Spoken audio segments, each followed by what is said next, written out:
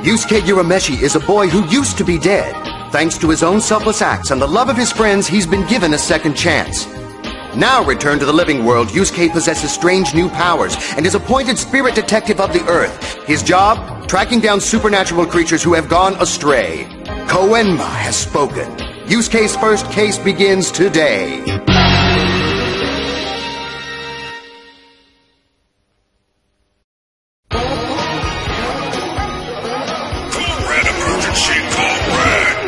All right, Doki. That's enough. Yes, our time runs short. All guards report to the palace perimeter. Seal the doors. They've taken all 3 of them.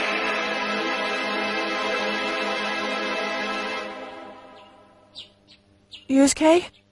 Yusuke, wake up. Please, Yusuke, don't leave me! What's the deal? You're back. Thank goodness. Yes, Mother, I'm alive just like yesterday. Don't normal people sleep at 6? But I had a dream you asked to go away again because of me. She's done this every morning since I came back to life. Well, I guess it beats being passed out on the floor. Wow! Ang ganda! Swerte ito dahil may nakaikot na gintong dragon. Pinasadya ko talaga yan. Walang katulad yan. Kung buhay si Eugene, siguradong kukunin niya to sa'yo, di ba? Oo nga. Pag nakita niya ito, baka kanina pa niya kinuha ito. Tama ka. Mukhang maganda ang pinag-usapan nyo. Sali naman ako. Miss nyo na ako, ano? Multo! Ay, tulok. Akala nila multo pa rin ako. Hindi maiiwasan yon. Ha? Hindi kasi nila alam na muli ka nang nabuhay. Natakot sila. Jenny.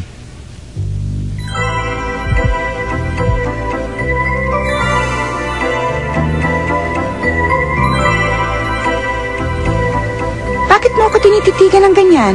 Ha? Wala naman. Bilisan mo na nga! Nahuli ka na sa klase mo!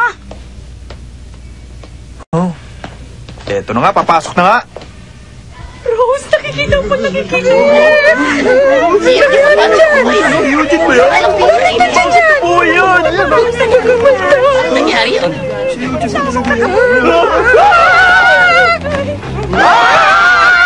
Nagtakbuhan sila, ayaw talaga nila sa akin. Huwag ka na magtaka, hindi na bago yan. Hindi na lang sana ako bumalik. Oh, Alfred!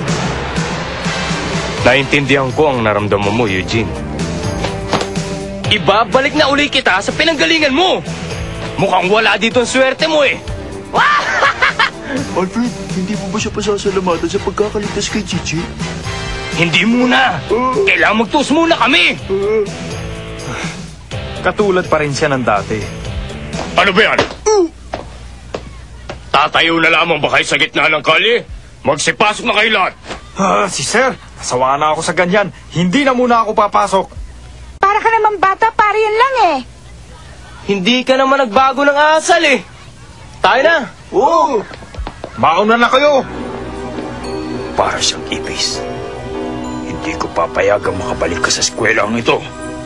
Darating ang araw na mapapatalisikin kita. Teka muna, Bonner. Wala ata si Eugene ah. Uy, Monty, nandun sa banyo. Huwag niyo na hanapin yun. Hindi na naman papasok yun. Huwag na Neil. Hindi na lang ako papasok. Huh?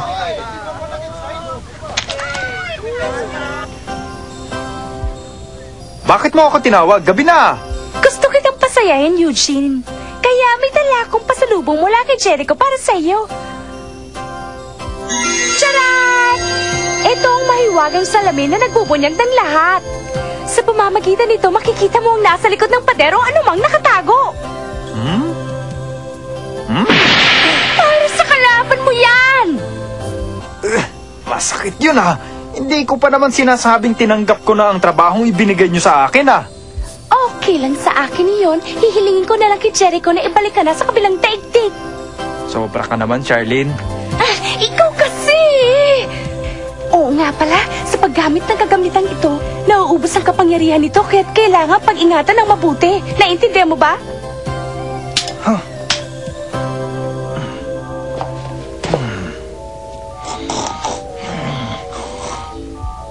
Ano? Wala! Nawawala! Ano bang problema? Nawawala ang ballpen ko. Nasa akin lang yung kanina bago tayo mag-PE, di ba? Huh? Pati ang relos ko nawawala. Talaga, pati ang singsing ko. Ang sarap matulog.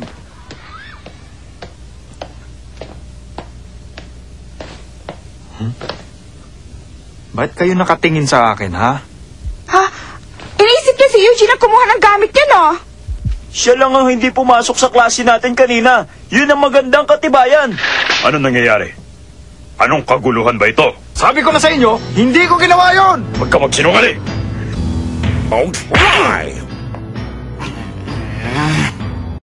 Mr. Sales, may katibayan ka ba na siya ang may gawa nun? Siya na nga. Dahil nung wala siya, walang nakawang nangyayari dito sa eskwelahan ito. At ngayong nagbalik siya, nag-umpisa ang lahat ng ito. At balita ko, umiyak ang mami mo sa harap ng principal. Makabalik ka lang sa eskwelahan ito. Hindi ka ba nahihiya sa mami mo? Huwag niyong idadamay ang mami ko dito. Sige, ituloy mo at tanggal ka sa eskwelahan ito. Walang kinalaman ang mami ko sa usapang ito! Eugene! Jericho! Makinig ka! Tinangay ng mga magnanakaw ang tatlong pinakamahalagang kayamanan ng kabilang daigdig at narito sila ngayon sa inyong daigdig! Hindi mo ba nakikita may problema ako dito? Huwag kang mag-alala, wala silang nakikita o naririnig! Wala pa akong panahon para dyan, Jericho! Ano ka ba? Mas mahalaga ang kasong ito! Kapag ginamit nila ang kayamanan sa kasamaan, malalagay sa peligro ang inyong mundo! Kaya't kinakailangan mong kumilos kagad at gumawa ng paraan ngayon din! Pero kailangan patunayan ko muna na hindi ako ang kumuha ng mga gamit ng mga kaklase ko! Siya ang kumuha! Tignan mo ang bulsa niya sa pamamagitan ng salamin na ibinigay sa'yo ni Charlene!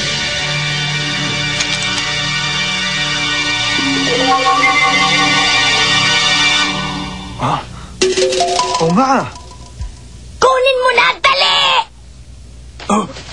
Anong ginagawa mo? An explanation, Mr. Iwamoto? Well, come on, isn't it obvious? This man ang naglagay ng mga kagamitan dito sa bulsa ko. Darating ang araw na mapapatunayan ko rin ang mga ginagawa mo, Eugene. Mr. Sales, sandali. Dapat natin mapag-usapan to, Mr. Sales. Ipapahamak pa ako ng guro namin! Ngayon, malaya ka na! Magtrabaho ka na!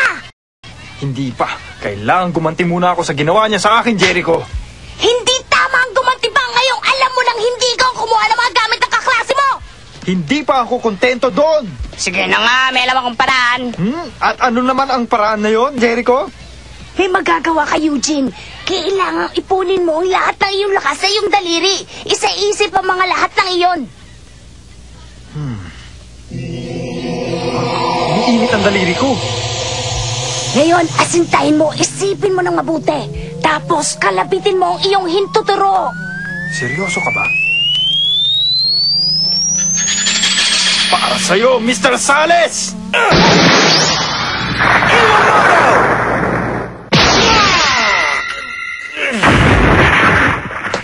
Mr. Sales, okay ka ba? Ano nangyari sa'yo? Ang galing! Yan ang Reagan. Reagan? Alam mo, ang tao ay may lakas sa katawan. Iniipon mo ito sa iyong daliri at pinakakawalan mo. Mas malakas ito kaysa sa suntok. Pero mag-ingat ka sa paggamit ito. Sa ngayon, 1 beses lang sa isang araw mo pwedeng gamitin ito. Kaya't gagamitin mo lang ito kung kinakailangan.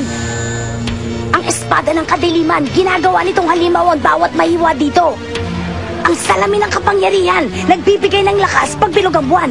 At ang bola ng mga espiritu, ang humihigop ng kaluluwa ng mga tao, lalo na ng mga bata. Itong tatlong ito ang pinakamahalagang kayamanan ng kabilang daigdig. Kapag napasa kamay ito ng tao o halimaw, may masamang mangyayari. Alin man dito ang gamitin mo sa anumang paraan ay magdudulot ng kapamakan sa mga tao. Dahil malakas ang kapangyarihan ng mga ito at ikaw lang ang may kakayahang makapagbalik dito. Oo, gagawin ko. Ngayong nakabalik na ako, Dapat lang na gumawa na ako ng kabutihan para sa lahat. Aasahan ko yan, Eugene.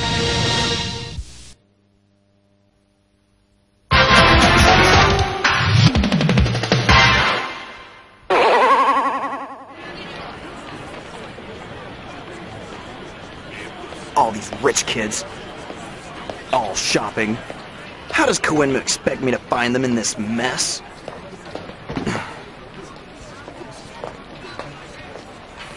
Hirap to! Ayoko na. Imposible ko silang mahanap. Masamang pakiramdam ko. Ang bata, hindi matay. Dali na natin siya sa tatayan. Baka mapano pa yan.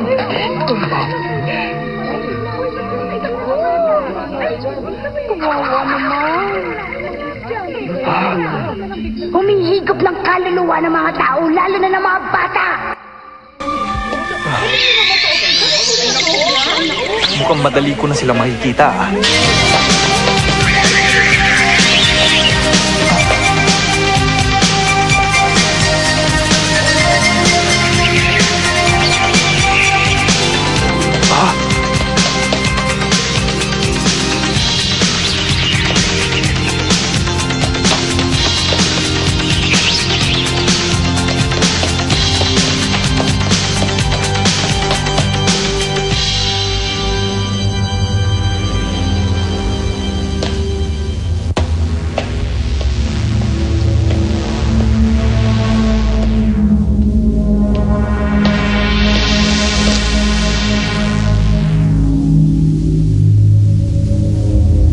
Sino kayang kumuha sa kaluluwa ng bata?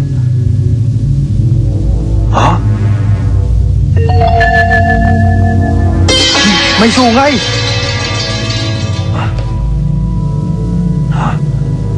Ayun ang bola ng mga espiritu.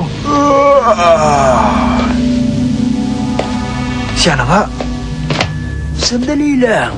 May pera ka ba dyan? Wala akong pera para sa inyong lahat. Sungit mo naman, bata. Padaan, kung hindi magkakagulo tayo, tabi!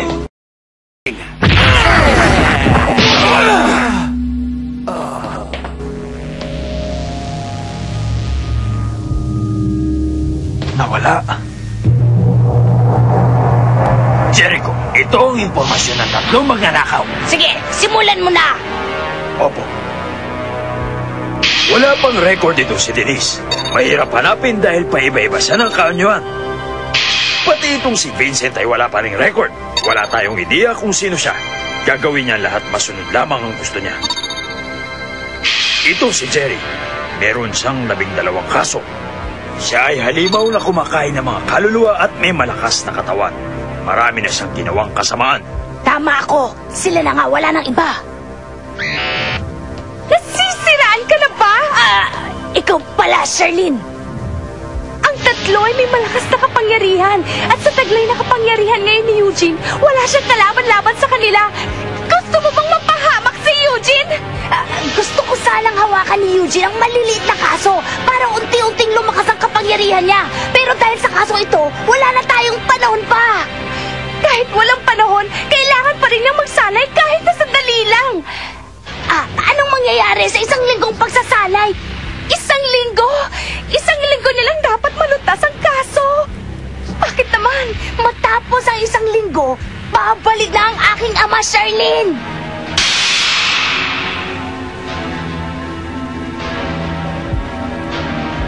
Si Haring Yama. The one thing he always tells me is to protect the king's vault, but I didn't think someone would actually break in. Will we be scolded really badly, do you think? I'm afraid ours will be a minor issue. If Dad gets angry, the whole world will suffer. Can't you just explain it? You know how my dad can get. Everything's fire and brimstone with him. He might sink an entire continent to get those 3 artifacts back. That's why I had to send Yusuke out without the proper training, and that's why he only has a week to return those artifacts. He's got to for the sake of his planet. Yusuke must defeat those criminals, even at the cost of his own life. I understand, Koenma. I'll go back to the living world and help him as much as I can. He's our one hope, don't forget.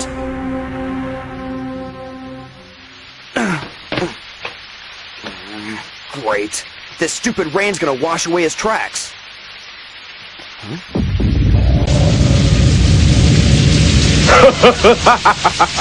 Ang sarap ng pakiramdam.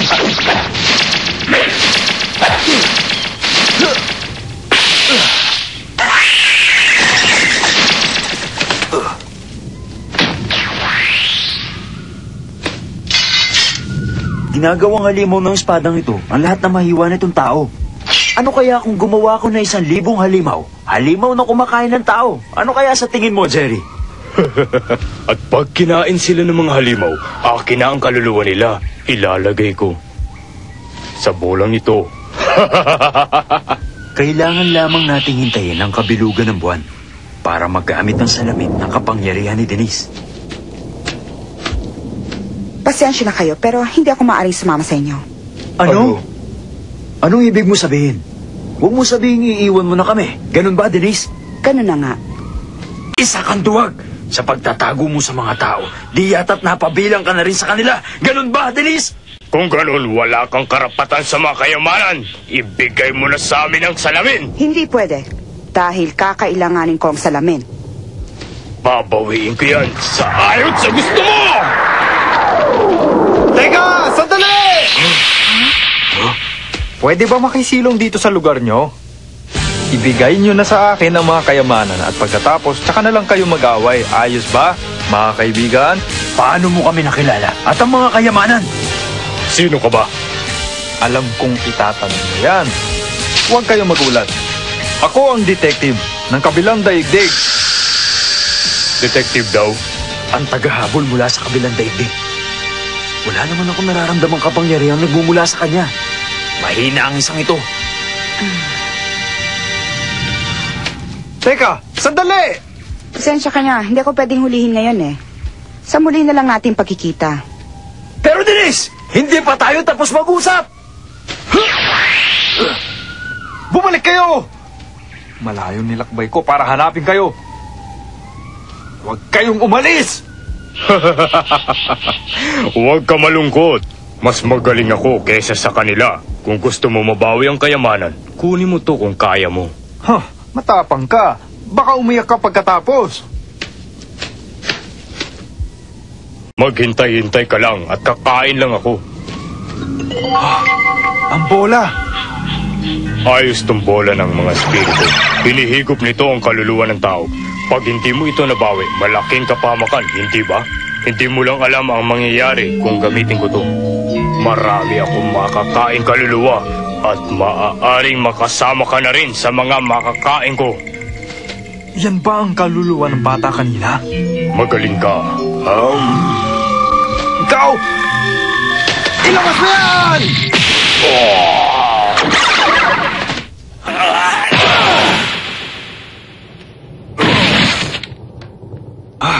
Akala akong malakas ka. Sa wakas, makakabalik na rin ang kaluluwa ng bata sa katawan niya. Dalawa na lang. Sa tulad mo, mahusay ka. Huwag mong tiisin na sakit. Malakas yung binigay ko. Hindi ka dapat nakatayo.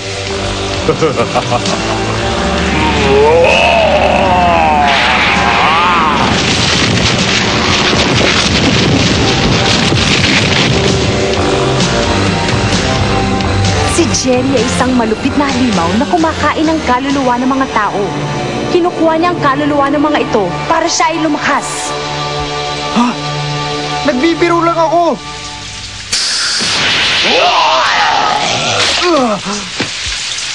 Paano ko ba lalabanan ang halimaw na ito, Jericho? Mabilis ka bang tumakbo? Ha?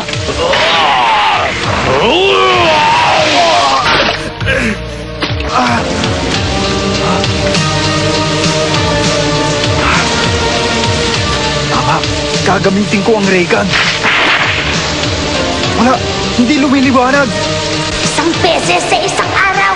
Nagamit ko na nga pala ang ray gun kanina kay Mr. Sales. Alam mo ba kung ano masarap na panghalo sa mga kaluluwa? Sakit ng katawan at takot. Delikadong lagay ko.